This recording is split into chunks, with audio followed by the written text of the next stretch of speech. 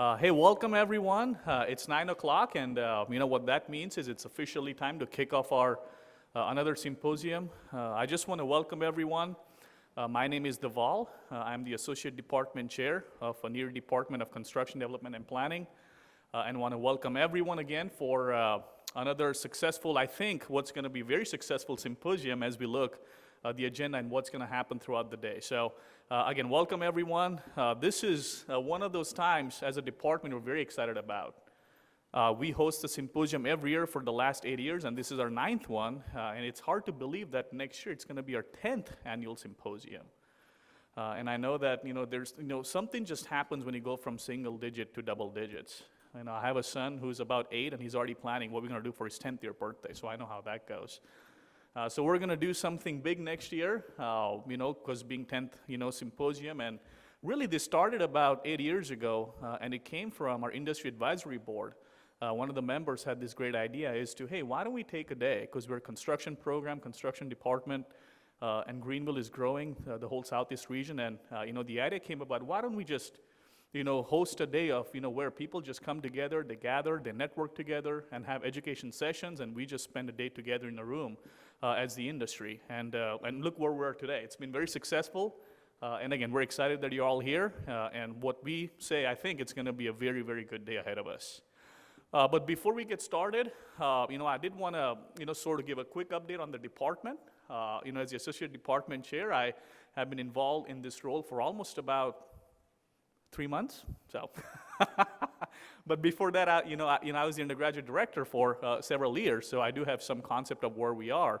And again, I'm not going to take too much time, because for some of you who were at the Industry Advisory Board meeting and the career fair, we did a long update, which was about 45 minutes, and I'm not going to do the same 45-minute update. So we're going to shrink that to 45 divided by 9, which is 5 minutes. Hey, come on, we can do math, right? We're estimators here, come on. 5 minutes. So, hey, we're very excited. If you remember last year, we had officially kicked off our new college. If you remember 2 years ago, we were College of Architecture, Art, and Humanities. And the decision was made at Clemson University board level that we need more specific focus on the building construction and the architecture built environment programs. So last year, we were officially broken off into another college, which we are now part of College of Architecture, Art, and Construction. One of the great things for us about this was we have the name construction in the college now, which gives us much more visibility, much more traction as we try to do all the good things that we want to do as part of the program. Very excited to share that we had the interim dean last year who did wonders for us as an interim dean. And officially, we have our new dean who has come and joined us from Georgia Tech. And her name is Eche Erdomush. Unfortunately, she couldn't be here because she's traveling this week. But if you're at the IB meeting, I think some of you folks got to meet with her. But she did send her regards, and she was very excited to be here, but she just couldn't be here because of her prior plans. So what this does is this gives us a specific focus to our built environment. Having architecture, construction, and art. Gives us really that focus of, we're, something that we're all building together. It gives a more interdisciplinary approach to how we do things, and that's going to be the next big push as a new college is how do we all work together? And I know in the industry, when I was in the industry, we're still trying to figure out how do we all work together, right? So, and that's why we're here today. We're going to hear from all the different stakeholders. That includes our keynote speaker in the panel sessions on how we can all work together better as an industry as we tackle this important concept of risk management. Quick update on numbers. We steadily keep on increasing. We have about 300 undergraduate students in the program as of today, which is our highest cohort we have ever had. And we have some of the students in the room today. Can you raise your hands if you guys are students here? Both MRED, CSM program, raise your hand. Yeah, so they're all over the place. So please go and say hi to them.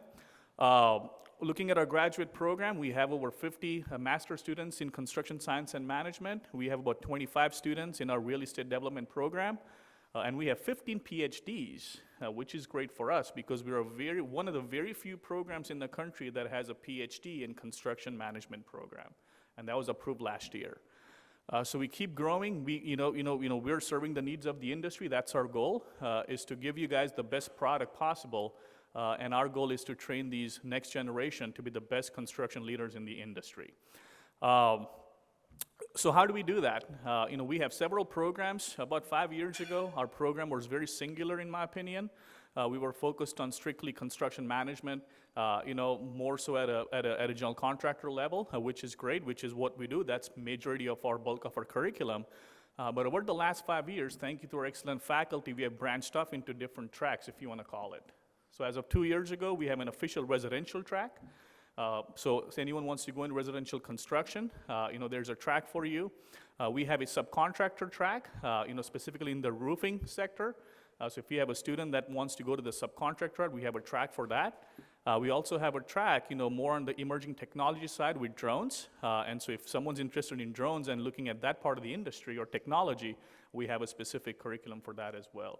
So as you can see, we have diversified our curriculum to really make sure that our students are prepared to tackle the challenges of the industry.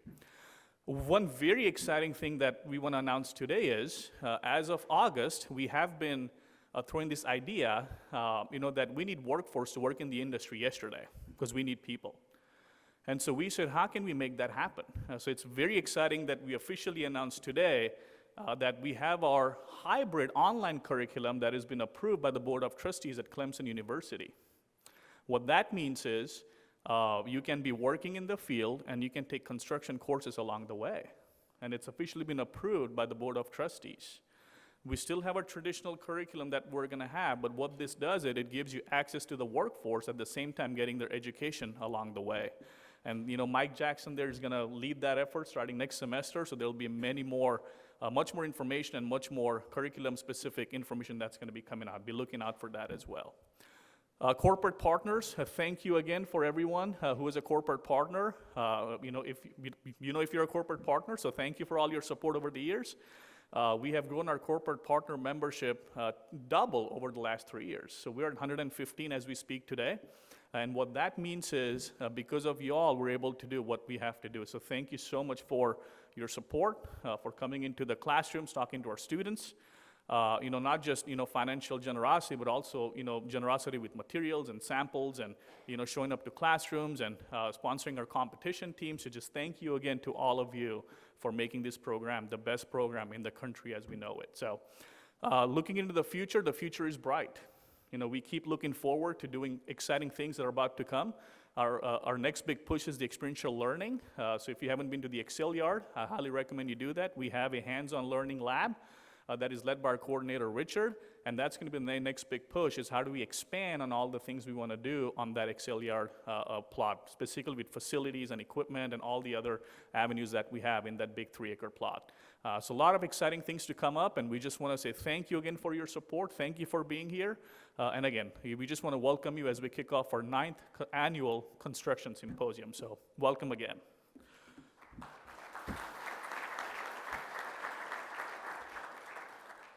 That pause was not for a clap, but thank you. It was unintentional.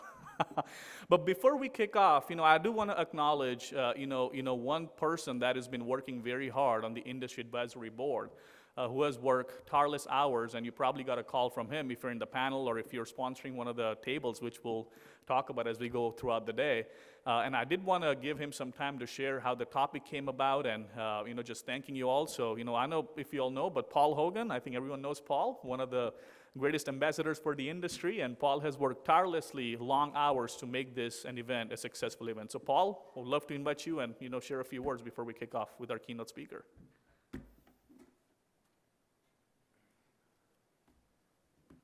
Thank you, Deval. I really appreciate that. If you think about why we're here today, each of those chairs that you're sitting in has a cost.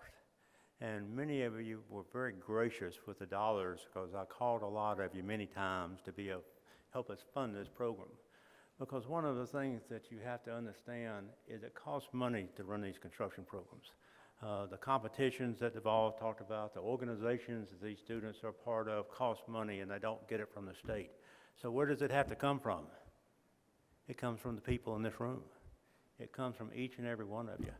And I know I have bugged the heck out of a lot of you to be sponsors of this event, and some of you will probably be glad not to hear from me again. But if you look at our sponsors on the table and you look at somebody that really stepped up was Carolina Power. They are our event sponsor today. My hat's off to you. We could not have had this event without you and our table sponsors and the rest of the tickets that were purchased.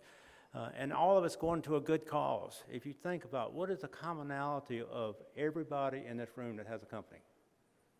Think about it. What is the commonality? We all need people. We all need people. And we're cannibalizing each other to the nth degree to get our people. We're just hoping that one of y'all will make somebody mad so I can hire them. And I will. So just to let you know that.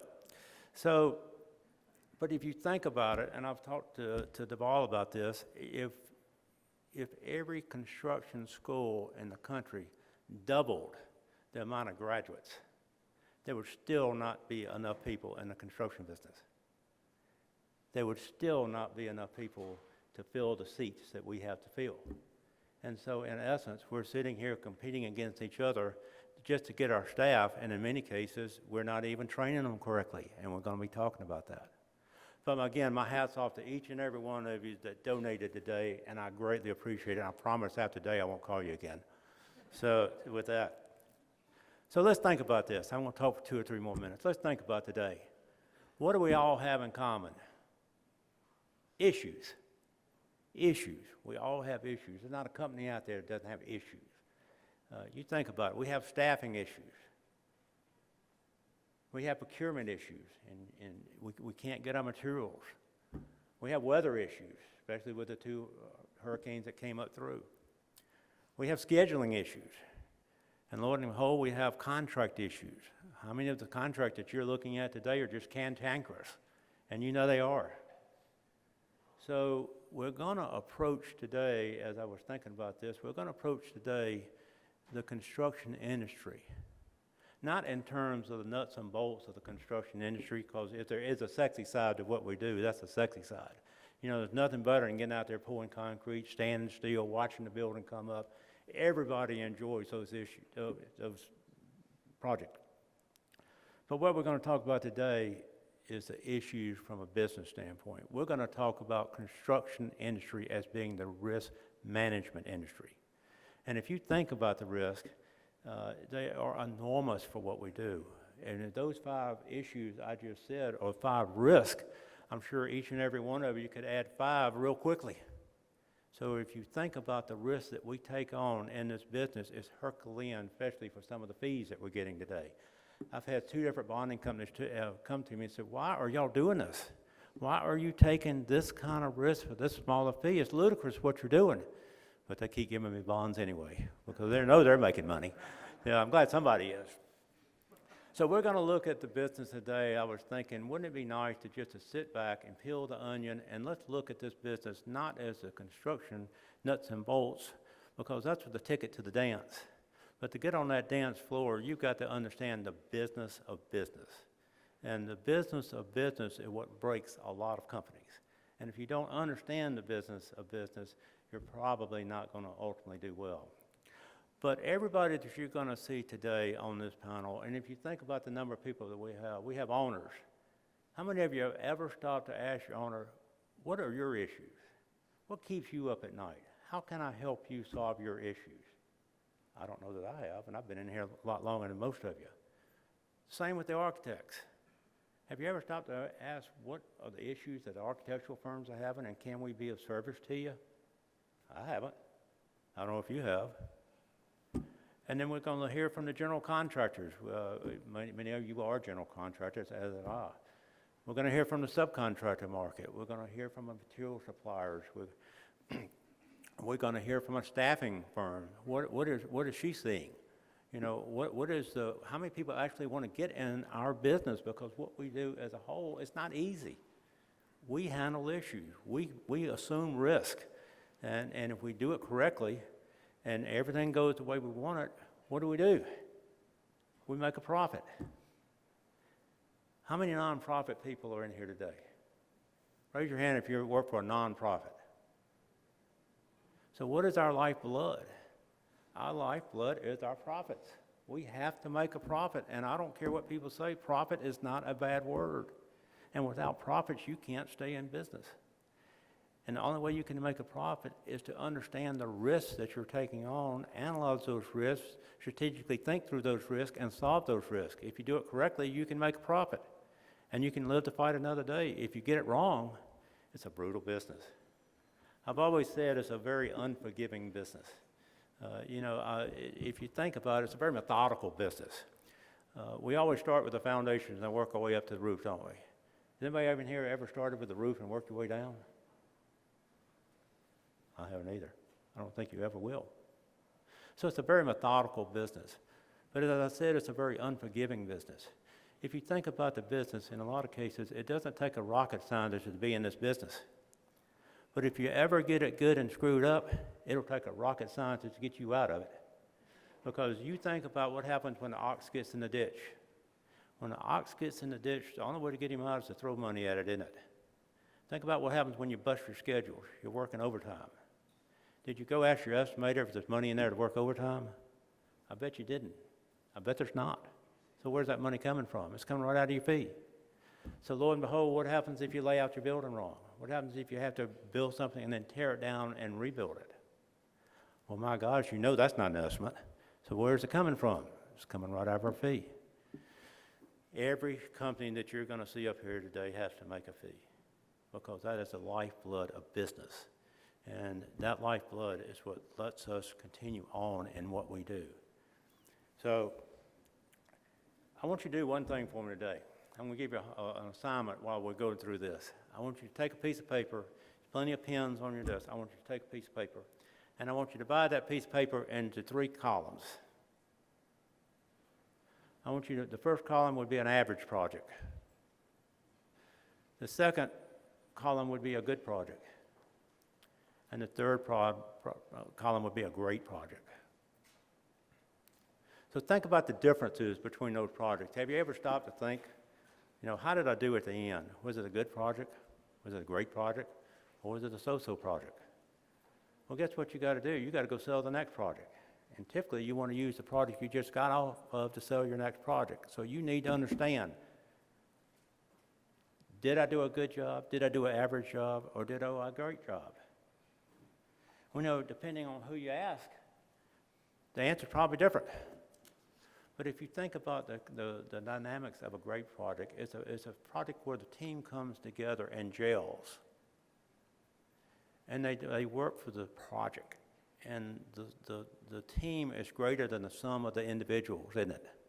And you've all worked on great projects. And you think about, gosh, I'd like to do that again with the same people. Wouldn't that be a great opportunity? Let's go sell our services again. Got the team, it gels, great time. The other requirement of a great project, again, is fee.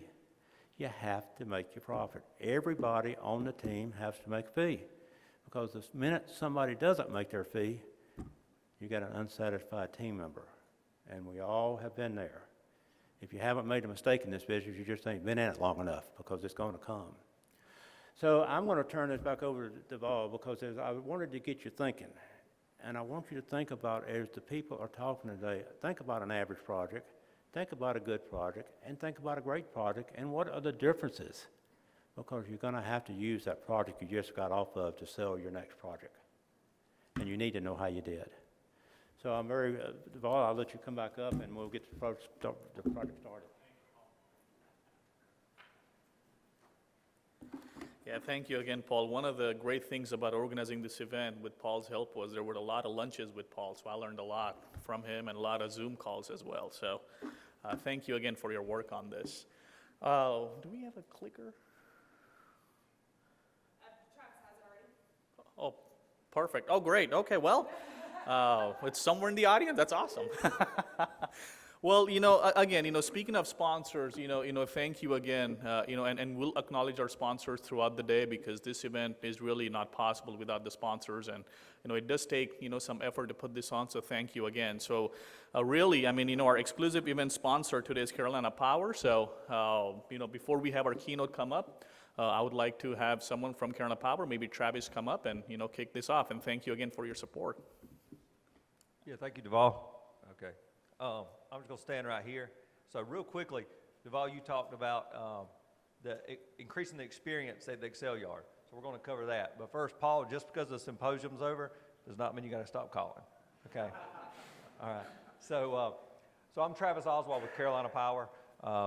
Really excited that we can be a part of this through our foundation and working with the Clemson University and the department. So real quick, we want to give an update on the Environmental Systems Lab at the Excel Yard. So you'll see here on the exterior screenshot or snap, and then the interior you'll see here. So many of you might not have been there yet. It's still a work in progress, and there's lots of opportunities there. The screen capture here is from some software we use, and I believe there's a video, if this plays. So this software is open space. So we use this for 360 captures on job sites, and this will give you a quick tour of the lab.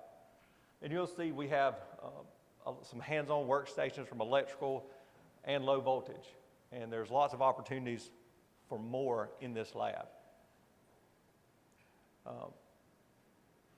We're advocates of construction technology, not only in the classroom, but also in the field. So we use open space, Rivet, our construction services group. We use some 3D modeling on just about every project. And so we'd love to partner with the university to teach not only technology, but hands-on learning. And so Chris is going to talk about other opportunities that you can get involved to increase the lab. Sorry. Chris Moore, Carolina Power, thank y'all for being here. I want to thank several folks that have helped so far as we made progress on the lab. Generac, Square D, Gray Bar, Johnson Controls for the fire alarm, Network for the data rack, for the low voltage cabling. I mean, we still have a ton of opportunity to put more product in the lab, not only electrical, but plumbing, mechanical, and then expanding the lab outside the walls of this building just to demonstrate installation technique, product, more disciplines than just electrical. But thanks to these folks, also to our lighting vendor, I want to say thank you, Jason Sapp. He's not on the list. I forgot him. Kind of feel bad, but don't feel bad because we've all been forgotten by our lighting vendors before, right? Anyway, y'all know you have. Not only does this lab help us with instruction, this lab helps us with recruiting. So we want to close out with a short video about a summer camp that we helped with this past summer. Al put it together, Richard was there, Leslie, as we not only use it to instruct our students, but help recruit high school students from across the country to come to Clemson.